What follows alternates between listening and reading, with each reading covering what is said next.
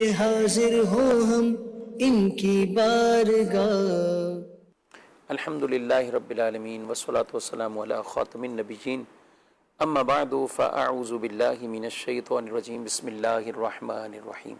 الصلاة والسلام علیکہ یا رسول اللہ وعلی آلک واصحابک یا حبیب اللہ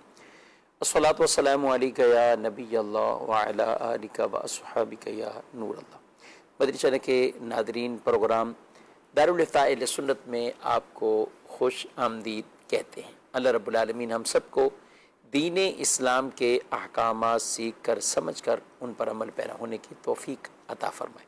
ہمارے پیارے رسول صلی اللہ تعالی علیہ وآلہ وسلم کا فرمان عظمت عالی شان ہے، من صلی علیہ صلاۃ کتب اللہ لہ قراۃ والقراۃ مثل احد۔ فرمایا کہ جو مجھ پر ایک بار درود بھیجتا ہے، اللہ اس کے لیے ایک قرات اجر لکھ دیتا ہے، اور یہ ایک قرات کتنا ہے؟ احد پہاڑ کی مثل ہے۔ صلو علی الحبیب صلی اللہ تعالی علی محمد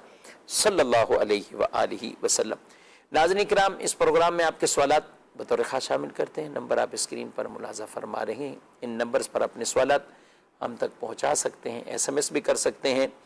آج کے ہمارے اس پروگرام میں شامل ہیں مفتی محمد جمیل رضا طاری صاحب، ان کو خوش آمدید کہتے ہیں۔ کیسے مزاج گرامی؟ الحمدللہ علی کل حال، ماشاءاللہ۔ ہمارے پاس ایس ایم ایس پر بھی سوالات ہیں، ویڈیو سوالات بھی موجود ہیں، اور آپ بھی جو بھیجیں گے انشاءاللہ ان کو بھی ہم پروگرام کا حصہ بنائیں گے، شامل کریں گے۔ سب سے پہلے ہم دیکھتے ہیں ہمارے ناظرین ویڈیو سوالات میں کیا پوچھ رہے ہیں۔ میں باسط رضا غوری، سوال یہ ہے کہ شادی کے بعد شوہر بیوی کی کمائی پر حق رکھ سکتا ہے؟ جی، باسط رضا غوری صاحب، ان کا سوال ہے مفتی جمیل رضا غوری صاحب سے، کیا کہتے ہیں جمیل صاحب؟ بسم اللہ الرحمن الرحیم۔ دیکھیں، آدمی جو کماتا ہے اس کمائی کا، مزدوری کا، اس تنخواہ کا وہ خود مالک ہوتا ہے۔ اسی طرح اگر کوئی خواتین ہیں اور وہ اپنا کسب معاش کرتی ہیں، انہوں نے کوئی حلال روزگار کی کوئی صورت بنائی ہوئی ہے، اب اس کی جو بھی کنڈیشن ہو، مثلا گھر بیٹھے بھی خواتین آمدنی حاصل کر لیتی ہیں، کچھ سلائی کڑھائی اس طرح کر کے، اور یوں ہی کسی جگہ وہ جاب کر رہی ہیں اور شرعی تقاضوں کے مطابق وہ جاب پر جا رہی ہیں، اور وہاں سے جو ان کو تنخواہ ان کے کام کی ملتی ہے، تو اس کی مالک وہ عورت ہے۔ یعنی اگر یہ میاں بیوی کے سینیریو میں جو سوال ہوا، تو اگر عورت کسی کی زوجہ، اگر وہ کچھ انہیں انکم حاصل ہوتی ہے، ان کی حلال محنت کا ان کو عوض ایک اجرت سیلری کی صورت میں ملتا ہے، تو اس کی مالک وہ عورت ہے۔ ٹھیک۔ اچھا، اب شوہر کا اپنی بیوی کی کمائی میں کوئی حق نہیں ہے۔ یعنی یوں سمجھ لیں کہ شریعت مطہرہ نے آدمی کے اوپر تو یہ لازم فرمایا ہے کہ وہ اپنی زوجہ کو، اپنی اہلیہ کو نان نفقہ، یعنی کھانے پینے کے معاملات جو متوسط درجے کے ہیں، جیسا ان کا لیول ہے اس کے حساب سے نان نفقہ دے گا، رہائش پرووائڈ کرے گا۔ تو یہ عورت پر خرچہ کرنا، اس کو کھانے پینے اور اس کو پہننے کے لیے کپڑے اور دیگر چیزیں ضروریات زندگی مہیا کرنا، یہ مرد کی ذمہ داری ہے۔ اب یہ مرد اپنی آمدنی سے، اپنے پاس موجود مال سے یہ ضرورتیں پوری کرے گا، تو عورت کا تو حق ہے شوہر کے اوپر کہ شوہر عورت پر اپنے اموال سے ضروریات میں، حاجات میں خرچ کرے، لیکن عورت کی کمائی میں شوہر کا کوئی حق نہیں ہے۔ صحیح۔ مثلا ایسا نہیں ہے کہ عورت کی کمائی میں شوہر کہے کہ میرا اس میں 50% میرا ہوگا یا 40% میرا ہے، تم جو کما کر لے کر آؤ گی۔ مثال کے طور پہ کوئی عورت اگر 30,000 روپے کما رہی ہے، تو شوہر یہ کہے کہ 10,000 روپے اس میں میرا حق ہے کہ میں تمہیں جانے کی پرمیشن دیتا ہوں، تو اس وجہ سے میرا حق ہے، اگر میں منع کر دوں تو تم جاب نہیں کرو گی، وغیرہ وغیرہ۔ اس انداز کی کوئی بھی لوجک شوہر اپنے ذہن میں رکھ کر کہے کہ بھائی میرا بھی تمہاری تنخواہ میں حق بنتا ہے، تو اس صورت میں کوئی حق نہیں بنتا۔ صحیح۔ عورت اگر محنت مزدوری کر کے گھر بیٹھ کر یا جائز طریقہ کار اور شریعت کی رعایت رکھتے ہوئے اگر جاب پر جاتی ہے اور اس کو وہاں سے جو کچھ بھی تنخواہ ملتی ہے اس کے کام کا عوض ملتا ہے تو اس اجرت کی عورت مالک ہے، شوہر اس کی اس اجرت میں سیلری میں کسی طرح کا حق نہیں رکھتا۔ اب دیکھیں یہ ایک الگ معاملہ ہے کہ چونکہ میاں بیوی ایک جس کو ہمارے عرف عام میں یہ کہا جاتا ہے کہ وہ گاڑی کے دو پہیے کی حیثیت رکھتے ہیں، یعنی جو رشتہ ان کا قائم ہوا ہے تو ایک دوسرے کو سپورٹ کرنا ان دونوں کا ایک اخلاقی فرض بھی ہے۔ تو اگر عورت کو ایسا لگتا ہے کہ شوہر کی آمدنی اس وقت کم ہے یا حالات ایسے ہیں جہاں شوہر کام کرتا تھا وہاں سے اس کی جاب چھوٹ گئی ہے یا اس وقت اس کا جو کام ہے وہ چل ہی نہیں رہا اور عورت کے پاس کچھ اماؤنٹ موجود ہے، صحیح، تو اب یہ اپنے شوہر کو چاہے تو ویسے ہی اللہ تعالیٰ کی رضا حاصل کرنے کی نیت سے اپنے شوہر کو ویسے ہی تحفتاً رقم دے دے بلا عوض، تو اس میں کوئی مذائقہ نہیں ہے۔ اچھا بطور قرض بھی دے سکتی ہے، صحیح، اس وقت آپ کے جو مالی معاملات میں آپ کو ڈسٹربینس ہے تو آپ ایسا کریں گے یہ میری طرف سے کچھ لے لیں، جب آپ کے پاس آئے تو مجھے میرا یہ رقم واپسی کر دیجیے گا، تو یوں بطور قرض ایک عورت اپنے شوہر کو رقم دے سکتی ہے۔ تو اس طرح آپس کی رضامندی کے ساتھ تو عورت کا مال شوہر استعمال کر سکتا ہے، شوہر کی چیزیں عورت استعمال کر سکتی ہے، باقی ایسا کوئی حق شوہر کا عورت کی کمائی میں نہیں ہے کہ تم جو کماؤ گی اس میں سے اتنا پرسنٹ مجھے ملے گا، تو ایسا شوہر کا کوئی حق نہیں ہے۔ اچھا یہ تو آپ نے اچھا ترغیب دے دی کہ کوشش کرنی چاہیے اور ایسا بھی ہے، لیکن دوسری طرف بعض اوقات ہم دیکھتے ہیں تو دائرے شوہر کبھی کبھی یہ بات بھی کرتے ہیں یا فیملی والے کرتے ہیں کہ ہم نے ان کو اتنا گھر کے کام کاج دیگر معاملات سے سپیس دیا ہوا ہے، 8 گھنٹے کوئی ڈیوٹی پہ جا رہی، 6 گھنٹے ڈیوٹی پہ جا رہی ہیں۔ اچھا اسی طرح ہمارے یہاں آن لائن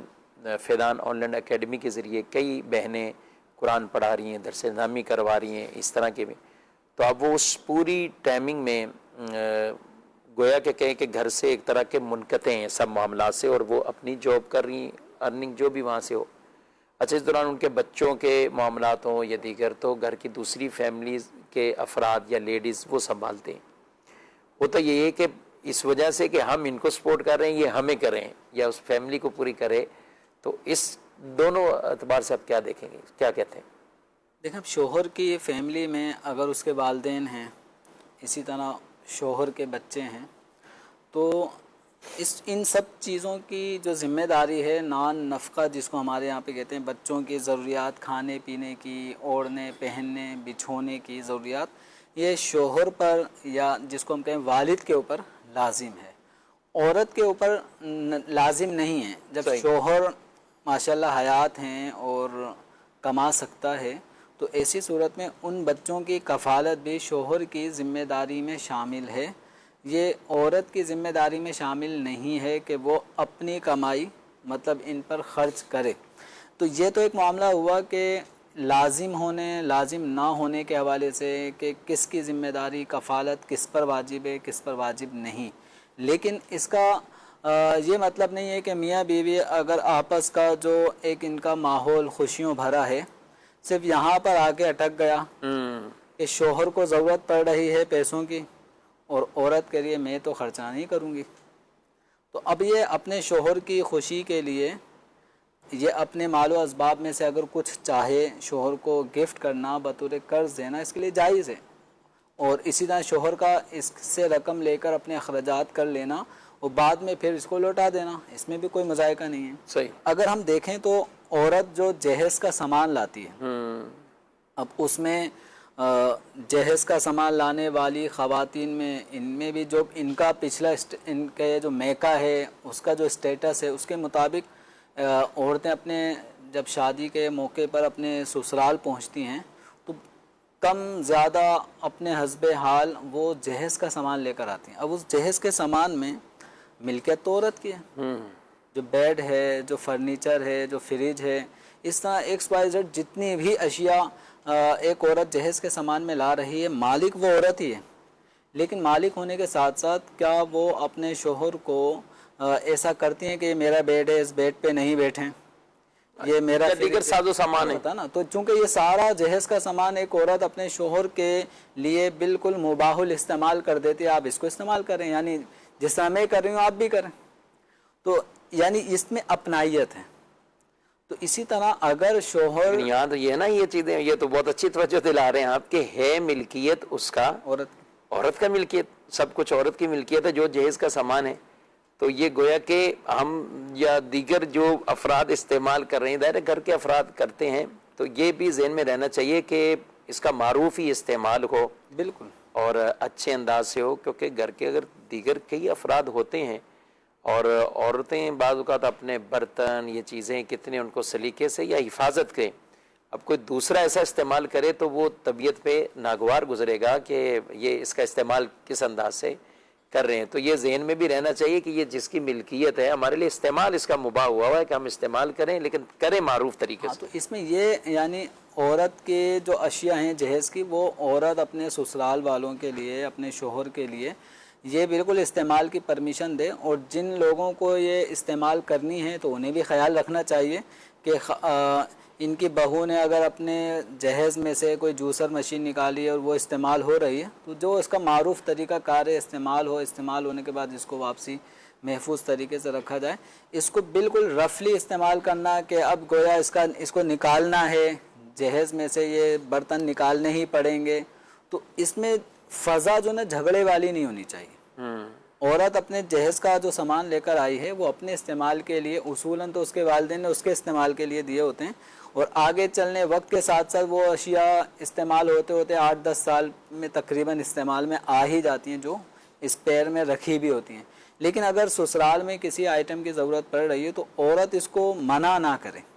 کہ ایک استعمال کی چیز ہے، اور استعمال کی چیز ایک دوسرے کو لینا دینا، اس سے محبتیں استوار ہوتی ہیں. ٹھیک. تو جس طرح شوہر عورت کی دیگر جہیز کے ساز و سامان کو وہ عورت کی رضامندی کے ساتھ استعمال کرتا ہے اور یہ ایک آپس میں خوشگوار ماحول پیدا ہوتا ہے، تو اسی طرح اگر شوہر کو عورت کے مال کی کچھ ضرورت پڑ رہی ہے، مثلا اس کے پاس اماؤنٹ کم پڑ گئی اور مہینہ ابھی باقی ہے،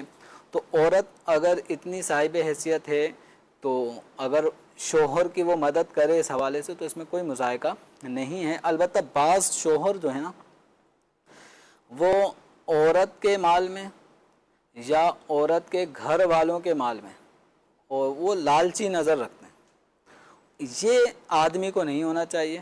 مثال کے طور پہ آج ہی دارالفتہ میں ایک کیس آیا، اس میں طلاق ہو گئی. طلاق ہونے کی جو وجہ تھی وہ یہ تھی کہ شوہر اپنی بیوی کو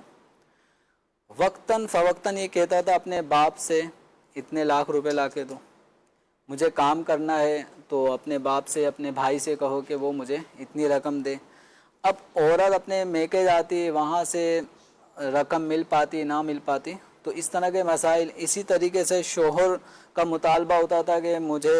اپنا حق لے کر آؤ، جو تمہارا حق بنتا ہے وراثت، حصہ وراثت، وہ لے کر آؤ. اب ابھی باپ زندہ ہے لڑکی کا، اس کی ماں زندہ ہے، ابھی تو وراثت کا کوئی سوال ہی پیدا نہیں ہوتا. سسرال میں ساس سسر زندہ ہیں اور بیوی سے کہا جا رہا ہے کہ اپنے گھر جا کے حصہ وراثت کا مطالبہ کرو اور مجھے حق دے دو، مجھے آگے یہ کام کرنا ہے، کچھ بھی کرنا ہے. تو اب لڑکی والے وہ بھی تھوڑا وہ بھی ریزرو ہوئے اور وہ بھی سمجھے کہ بھائی یہ تو یہ لالچی شخص جو ہے وہ ہمارے مطلب گلے پڑ گیا ہے. تو بہرحال یہ آپس میں نوک جھونک ہوتے ہوتے طلاق تک نوبت پہنچ گئی. تو آدمی کے لیے بھی جائز نہیں ہے کہ وہ عورت سے اس طرح وہ مطالبہ کرے جس کا وہ حق بھی نہیں رکھتا، بلکہ عورت کو ایسے مطالبے کا پابند کر رہا ہے کہ جس کا عورت بھی حق نہیں رکھتی. کیونکہ ابھی والدین زندہ ہیں تو والدین کے مال میں ابھی تو وراثت کا حکم جاری نہیں ہوا، اور وہ عورت کو مجبور کر رہا ہے کہ اپنے والدین سے اپنے ان کے مال کا حصہ لے کر آؤ جو تمہیں ملنا ہے. بتاؤ. اور اس معاملے میں پھر آگے طلاق ہو گئے. اور یہ اس طرح کے واقعات کئی جگہوں پر کئی بات کا مقروض ہو جاتے ہیں. کچھ اور ہوگا شوہر نے، لیکن اس کو پتہ ہے اس کا بھائی کمانے والا اچھا ہے، والدین نے پیسے دے دیتے ہیں، بعض اوقات وہ دے بھی دیتے ہیں اس وجہ سے کہ چلو بیٹی کو وہاں سکون ہو، اور بیٹی والے کچھ خرچ کر بھی دیتے ہیں. لیکن اس کو اس زاویے سے نہیں دیکھا جاتا کہ وہ شوہر اور جو اس طرح کے ناجائز مطالبے کر رہے ہیں کہ ہم یہ کون سے مطالبے کر رہے ہیں. تو اس لیے ان چیزوں سے ناظرین کرام وہ ضرور ہمیں خود بھی خیال رکھنا ہے. جہاں مطالبہ بنتا ہے نہیں بنتا، اور کہاں شرعی اسے ناحق وہ قرار دیا جائے اور ایک ظلمن وہ مال لیا جائے، اور کئی اعتبار سے اس پر رشوت کے احکامات بھی مفتیان کرام نے ان سے بیان فرمایا، تو ان چیزوں کا خیال رکھنا چاہیے۔ سوال ہے مفتی صاحب، ایس ایم ایس پہ آیا کہ اگر شوہر فوت ہو جائے، اولاد نہ ہو تو بیوہ اور 2 بھائی پیچھے ہیں، بیوہ کو 1/4 حصہ بنتا ہے، چوتھائی جو اسے ملے گا، تو تمام جائیداد میں تو کیا جو سونا شوہر نے اس کو دیا تھا تو اس کا بھی 1/4 ہی اسے ملے گا، چوتھا حصہ ہی ملے گا، یا اس میں کوئی اس کو الگ تھلگ کیا کہتے ہیں؟ شوہر کا انتقال ہونے کی صورت میں اب شوہر کی ملکیت میں جو جو چیزیں ہیں وہ وراثت بن جائیں گی۔ صحیح۔ اچھا، اب وراثت میں چونکہ اولاد ہونے کی صورت میں بیوہ کا 8واں حصہ ہوتا ہے، اور اولاد نہ ہو یعنی شوہر کے ہاں اولاد نہیں تھی اور اس کا انتقال ہو چکا ہے، تو اب عورت کا 25% حصہ اس کے ترکے میں جائیداد میں بنے گا۔ اب رہا معاملہ وہ کہ جو شوہر نے اپنی اہلیہ کو مختلف ایونٹ پر، مختلف مواقع پر جو گفٹ دیے تھے، یعنی زیورات وغیرہ جو گفٹ دیے تھے، تو یا اس کے علاوہ اور تحفے تحائف ایک شوہر اپنی بیوی کو مختلف مواقع پر دیتا ہے، تو عورت کو جب اس کے ہینڈ اوور کر دیا، قبضے میں دے دیا، تو عورت اس کی مالک ہو گئی۔ تو جن زیورات کے، جن گولڈز کو شوہر نے عورت کو تحفہ دیا اور عورت نے قبضہ کیا، تو عورت کی ملکیت میں چلے گئے، اب وہ شوہر کی ملکیت سے نکل گئے۔ جب شوہر کی ملکیت سے نکل گئے تو اس میں شوہر کی وراثت جاری نہیں ہوگی۔ صحیح۔ یعنی اب اس میں یہ نہیں دیکھیں گے کہ ہمارے مرحوم بھائی نے آپ کو چونکہ گولڈ دیا تھا 1 تو تولہ، وراثت میں بھی لہٰذا یہ 1 تولہ کو بھی آپ وراثت میں ڈالیں، اور وراثت کے حساب سے آپ کا جو چوتھائی حصہ بنتا ہے 25% آپ کو وہ ملے گا۔ یوں نہیں، جو چیزیں شوہر اپنی بیوی کو اپنی زندگی میں گفٹ کرتا رہا، اب وہ چاہے 1 ہوں یا 100 چیزیں ہوں، وہ سب کی سب عورت کی ملکیت ہوں گی، اور اس میں شوہر کی وراثت جاری نہیں ہوگی۔ البتہ شوہر کے انتقال کے وقت اس کی ملکیت میں اس کی جائیداد، منقولہ غیر منقولہ جو بھی اشیاء تھیں، ان سب میں عورت کا 25% حصہ بن جائے گا اگر شوہر کی اولاد نہیں تھی۔ ٹھیک ہے، اور یہ بھی بڑا ایک اہم ترین موضوع ہے۔ سوال تو اچھا ہے، لوگ اس طور پر پوچھ بھی لیتے ہیں اور ان کو ان کا حصہ دیا جاتا ہے، دینا چاہیے، لیکن جب اولاد نہیں ہوتی جمیل صاحب، اس بیوہ کے ساتھ ہمارے معاشرے میں بڑا عجیب سے بعض اوقات لوگ رنگ دکھاتے ہیں۔ یعنی اولاد ہو تو پھر تو یہی کہتے ہیں کہ ہمارے بھائی کے بچے ہیں، یہ ہیں وہ، تو ان کے ساتھ اکیلی بیوہ ہے، اولاد ہوئی نہیں، یا ابھی شادی نہیں ہے، یا جو بھی صورت ہے، اب اولاد نہ ہونے پر جو وراثت میں حصہ بھی اس کا زیادہ جائے گا۔ اچھا، اولاد ہو تو بیوہ کو 8واں حصہ ہوگا۔ 8واں حصہ ہے، یہاں چوتھا حصہ کل مال کا جتنی بھی ملکیت ہے، تو یہ بڑا بھاری پڑتا ہے یہ دینا۔ اور پھر آپ نے دیکھا ہوگا کہ یا اس طرح کے مسائل بھی کبھی کہ اب یہی بیوہ عدت گزر گئی اور 6 مہینے 8 مہینے مزید جو بھی ہوا، کوئی مناسب رشتہ ہوا، شادی کر لی، تو اب تو لوگ یہ کہتے ہیں شادی ہو گئی، اب تو اس کو کون سا حصہ دیں، اس کو تو حصہ دیا ہی نہیں جاتا، کیا کہتے ہیں؟ جب شوہر کا انتقال ہو گیا تو عورت وارث بنے گی، یعنی بیوہ عورت اپنے شوہر کے اموال میں، اس کے ترکے میں وارث بنے گی۔ بس اولاد ہونے اور نہ ہونے کا فرق ہوگا کہ شوہر کے ہاں اگر اولاد تھی تو اب اس کی جو بیوہ ہے وہ 8ویں حصے کی یعنی 12.5% کی مالک وارث بنے گی، اور اولاد نہیں تھی تو پھر 25% حصے کی وارث بنے گی۔ جب عورت وارث بن گئی بیوہ ہونے کے اعتبار سے، جب وہ اپنے مرحوم شوہر کے ترکے میں 8ویں حصے کی وارث بنی یا چوتھے حصے کی وارث بنی، تو اب اس کا یہ حصہ ختم نہیں ہوگا، ساقط نہیں ہوگا، چاہے وہ شادی کرے یا نہ کرے۔ تو یہ جو ہمارے معاشرے میں یہ جو مشہور ہے کہ اب اس بیوہ عورت نے تو آگے کہیں اور شادی کر لی،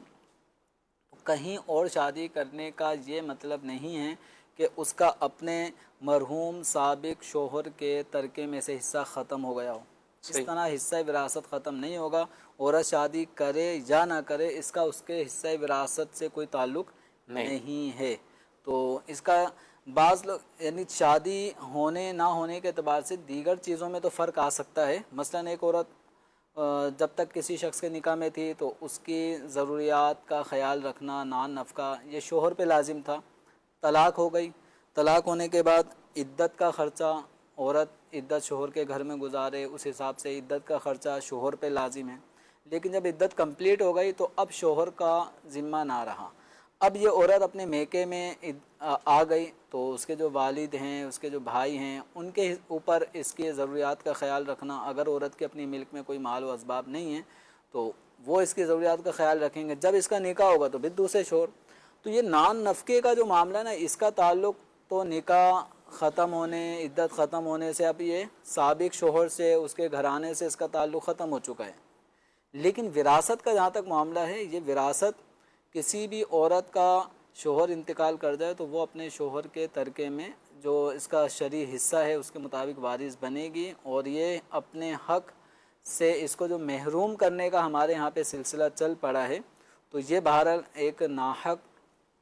طریقہ کار ہے، اور عورت کے اس حصہ وراثت کو نہ دینے کی صورت میں عورت کے ساتھ ظلم، زیادتی، شرعی حدود کی پامالی ہے جو کہ ناجائز ہے. تو اب اسی طرح بعض اوقات جیسے شادی کے کچھ عرصے بعد ہی اگر شوہر کا انتقال ہو جائے تو اس عورت کو پتہ نہیں کس نظر سے لڑکے کے گھر والے دیکھ رہے ہوتے ہیں کہ اس کے آتے ہی یوں ہوا، ہمارا لڑکا پہلے ایکسیڈنٹ ہو گیا، وہ بیچارہ اس سے نکلا، اس کی جاب چلے گئی. تو یعنی وہ یہ ثابت کرنا چاہ رہے ہوتے ہیں کہ گویا اس لڑکی کے آنے کی وجہ سے ہمارا کوئی خاندان جو ہے نا ڈسٹرب ہو گیا. تو کسی شخص میں کوئی نحوست کا عنصر نہیں ہوتا. اس طرح کا کانسیپٹ مسلمانوں کو اپنے گھروں میں، اپنے دلوں میں، اپنی بیٹھکوں میں، اپنی گفتگو کے اندر اس طرح کے تصورات کو بالکل ختم کر دینے چاہیے. تو اس سے عورت کا ان چیزوں سے کوئی تعلق نہیں ہے، وہ تو ایک تقدیر کے اندر جو چیزیں جس وقت پہنچنا لکھی ہیں اس کو دنیا کی کوئی طاقت نہیں روک سکتی، اور جو چیز نہیں پہنچنے والی اس کو کوئی پہنچا نہیں سکتا. بڑھتے ہیں آپ کے مزید سوالات کی طرف، دیکھتے ہیں ناظرین نے کیا پوچھا. مفتی صاحب سے میرا یہ سوال ہے کہ نماز کے انتظار میں اور نماز کے دوران انگلیاں چٹکانے کا کیا حکم ہے؟ مزید فجر کی فرض نماز کے بعد سنتیں پڑھ سکتے ہیں. مزید میرا سوال یہ تھا کہ امام کے لیے جمعے کے دن گردنیں پھیلانے کا کیا حکم ہے؟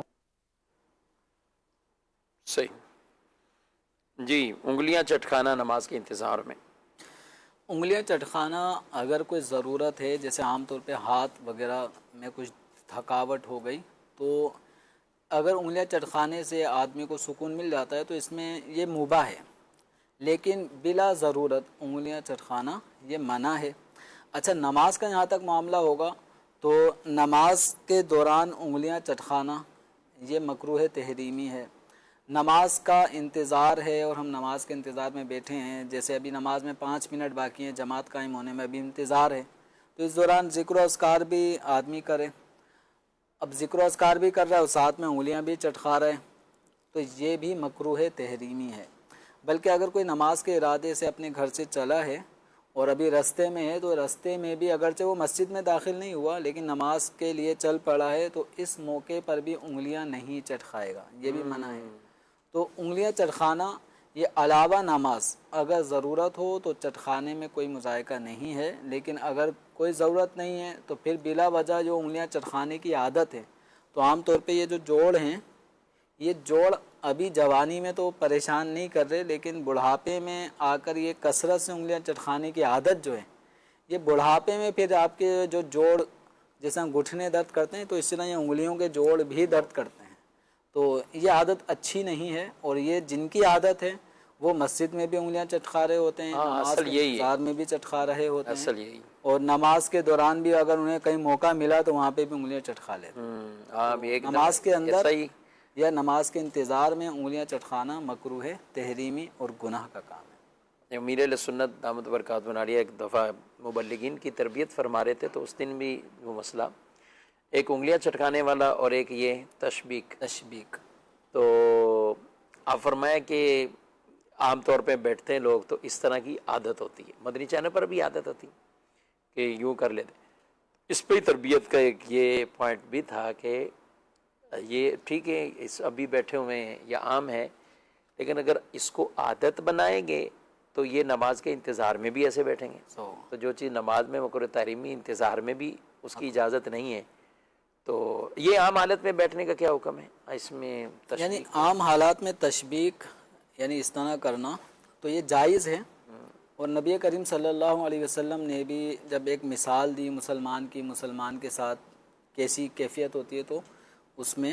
انگلیاں ڈال کر اس کا سمجھایا کہ مسلمان اس طرح ایک دوسرے کو مضبوطی فراہم کرتے ہیں. تو مثال بھی آپ صلی اللہ علیہ وسلم نے ارشاد فرمائی. تو جہاں ضرورت ہو، کچھ سمجھانا ہو تو اس میں حرج نہیں ہے. باقی یہ ہے کہ بلا وجہ انگلیوں میں انگلیاں ڈال کے یوں بیٹھنا یا انگلیاں چٹکاتے ہی رہنا، تو بعض لوگوں کو عادت، شفیق صاحب، انگلیاں چٹکانے کے ساتھ ساتھ یہ گردن چٹکانے کی بھی عادت ہوتی ہے. اللہ، اب یہ پتہ نہیں کس زاویے سے کھٹک کھٹک گردن کرتے رہتے ہیں. اب شوہر ہی نہ ہو جائے گردن کو. مطلب وہ ان کی عادت پڑی ہے گردن چٹکانے کی، کسی کی عادت ہے ریڑھ کی ہڈی جو نا یہاں، یعنی ان کو جن کو عادت بنا پڑی ہوا نا. اب یہ کچھ عادتیں ایسی ہوتی ہیں کہ جب عادت ان کی ہو گئی تو اب وہ چاہے کہ ایسی محفل میں بیٹھے ہوئے ہیں کہ جہاں نہیں کرنا. اچھا، گھر میں کچھ بڑے ہوتے ہیں، اب چاہے والد ہوں، دادا ہوں، دادی ہوں، تو بعد آتے ہیں ان کو بھاتی نہیں ہے. اب بچوں کی آتے ہیں چٹکانے کی تو وہ وہیں پٹاخے نکالنے شروع ہو جائے تو وہ منع کرتے ہیں کہ یہ تو ان چیزوں کا بھی خیال رکھنا چاہیے کہ یہ خامخواہ کی اس طرح کی. اچھا، پھر وہ مسجد کا، نماز کا تو ہم کہہ رہے ہیں، وہ کوئی دینی محفل میں ہو، اجتماع میں ہو، تو وہاں پہ بھی وہ یہی عمل دہرائیں گے. تو عادت ہی نہیں ہونی چاہیے. بالکل یہ عادت نہیں ہونی چاہیے. اور جو میں عرض کر رہا جیسے گردن چٹکانے کی، کمر کی، ریڑھ کی ہڈیوں میں بھی یہ پٹاخے نکالنے کی جن کو عادت پڑی ہے، تو وہ عادت اس قدر خطرناک ہے کہ کبھی وہ، چونکہ جو گردن کے موہرے ہیں، ریڑھ کی ہڈی کے جو موہرے ہیں، بعض اوقات ان میں گیپ آ جاتا ہے. یہ ابھی تو پتہ نہیں چل رہا، ابھی تو مزہ آ رہا ہے کہ آپ کڑاکے نکال رہے ہیں، خوش ہوتے ہیں، لیکن آگے چل کے یہ نس دب جائے، کوئی گیپ آ جائے تو یہ پھر بڑھاپے میں بڑے اس کے مسائل ہو جاتے ہیں. فجر کی سنتیں، فجر کی نماز کے فوراً بعد پڑھنا، کیا فرماتے ہیں؟ فجر کی سنتوں کا جو وقت ہے ادائیگی کے حوالے سے، وہ فجر کے فرضوں سے پہلے. فجر کا فرض اگر امام صاحب شروع کر چکے ہیں تو جماعت میں اگر آپ کو شامل ہونے کا امکان ہے کہ آپ جماعت میں شامل ہو جائیں گے تو آپ سنت فجر پڑھ لیں. اگر اندر ہال میں جماعت ہو رہی ہے تو آپ صحن میں یا برآمدے میں یا کسی پلر کے پیچھے آپ سنت پڑھ لیں، پھر جماعت میں شامل ہو جائیں. اور اگر سنت پڑھنے کی صورت میں جماعت فوت ہو جائے گی تو آپ ڈائریکٹ فرض جماعت میں شامل ہو جائیں. اب سنت فجر طلوع آفتاب تک فرض کے بعد نہیں پڑھیں گے. اگر پڑھنی ہو تو پھر طلوع آفتاب کے بعد جو مکروہ وقت شروع ہو جاتا ہے 20 منٹ تک کا، یہ مکروہ وقت ختم ہو جائے تو اس کے بعد پھر آپ سنت فجر پڑھنا چاہیں تو پڑھ سکتے ہیں. ٹھیک. امام صاحب کے لیے گردنیں پھلانگنے کا یہ کہہ رہے ہیں، پوچھ رہے ہیں. اب بظاہر تو خطبے میں امام صاحب تو عام طور پہ موجود ہوتے ہیں، مصلی پر ہوتے ہیں، تو سوال ان کا ہے، کیا کہیں گے آپ؟ اب دیکھیں کچھ چیزیں عمومی حالات میں تو منع ہیں، ٹھیک ہے.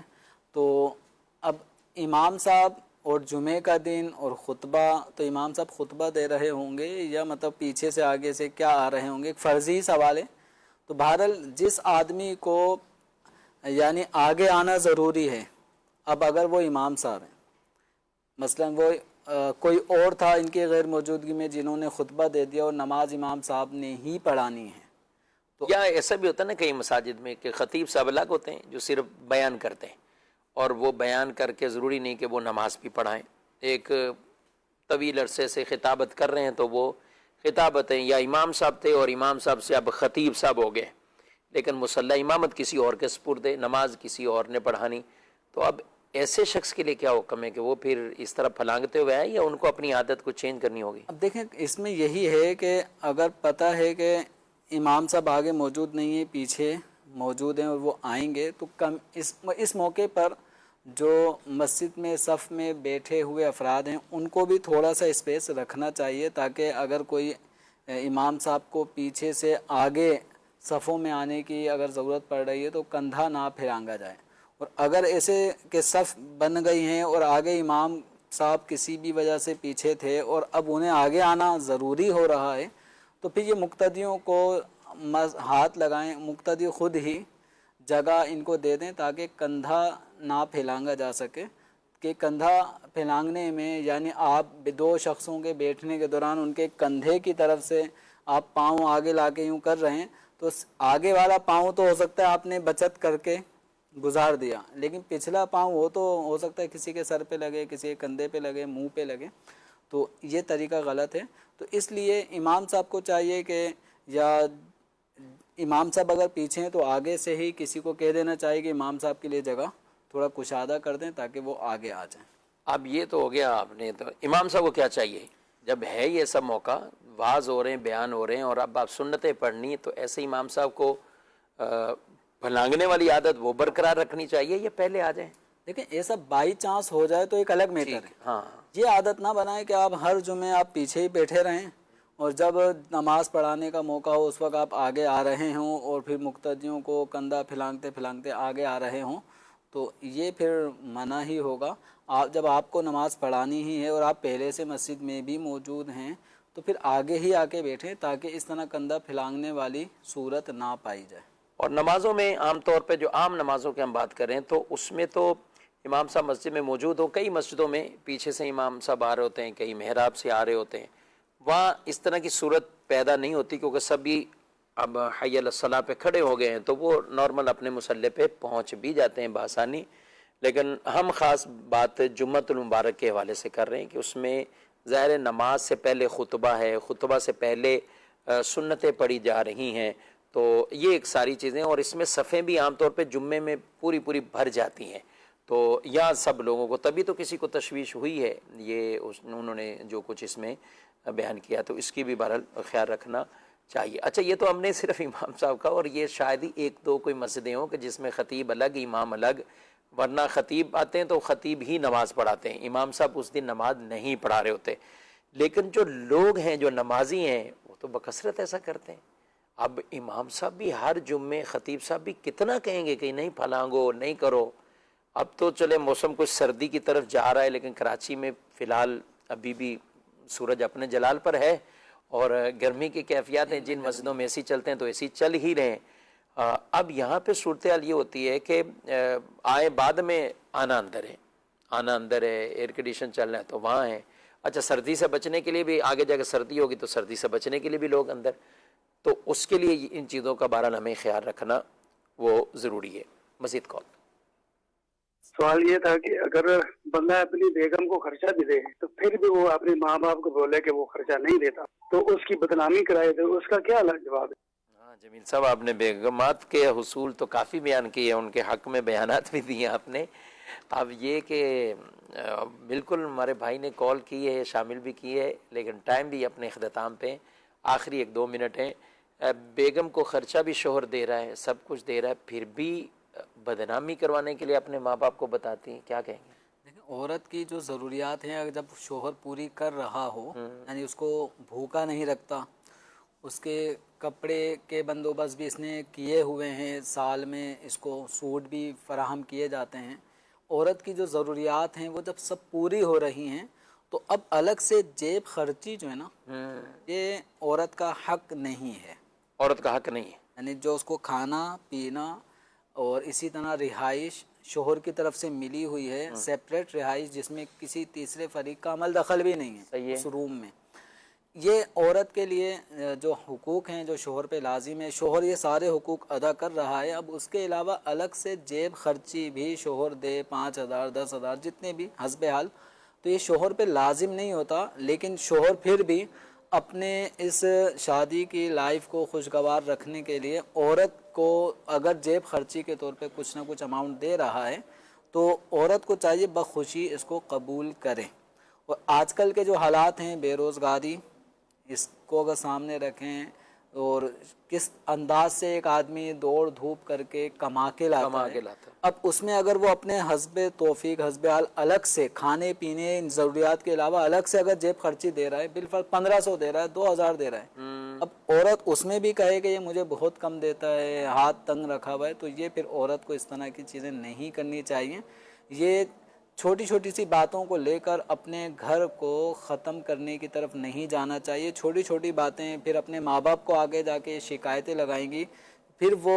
داماد کی کلاس لیں گے، تو اس کا مطلب یہ ہے کہ یہ پھر لائف ڈسٹرب ہو رہی ہے۔ اور اس میں تو گھر والوں کو بھی سمجھانا چاہیے، یعنی اگر کسی کی بیٹی یا بہن اس طرح کی شکایات کرتی ہیں تو وہ اپنے گھر کو بھی دیکھ لیں کہ ہمارے گھر میں بھی جو بہویں ہیں ہم ان کے ساتھ کیا ہیں، کس انداز سے۔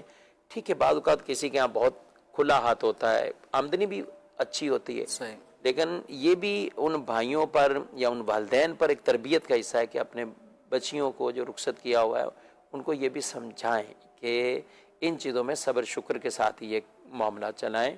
اور اس طرح کی ناشکری والی بات نہ کریں یا ایسے کلمے نہ کہیں کہ جس کی وجہ سے ان کو تکلیف پہنچے۔ دونوں طرف کے بہرحال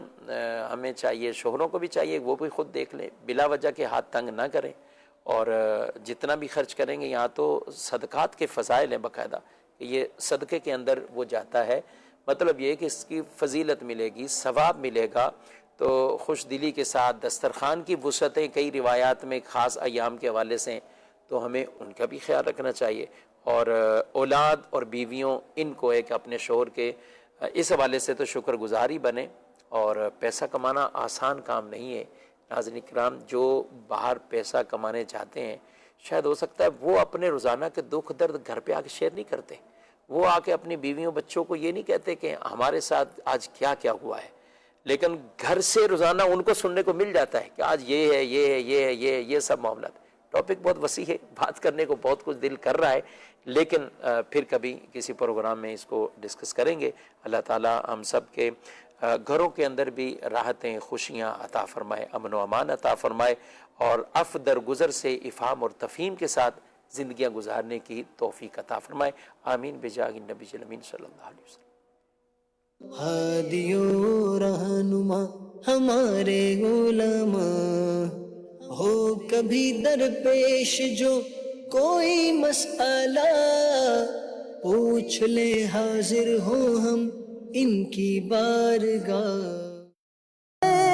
جو دور ہے ان کو خدا سے یہ ملاتا ہے، جو پاس ہے یہ ان کی نزدیکی بڑھاتا ہے، جو پاس ہے یہ ان کی نزدیکی بڑھاتا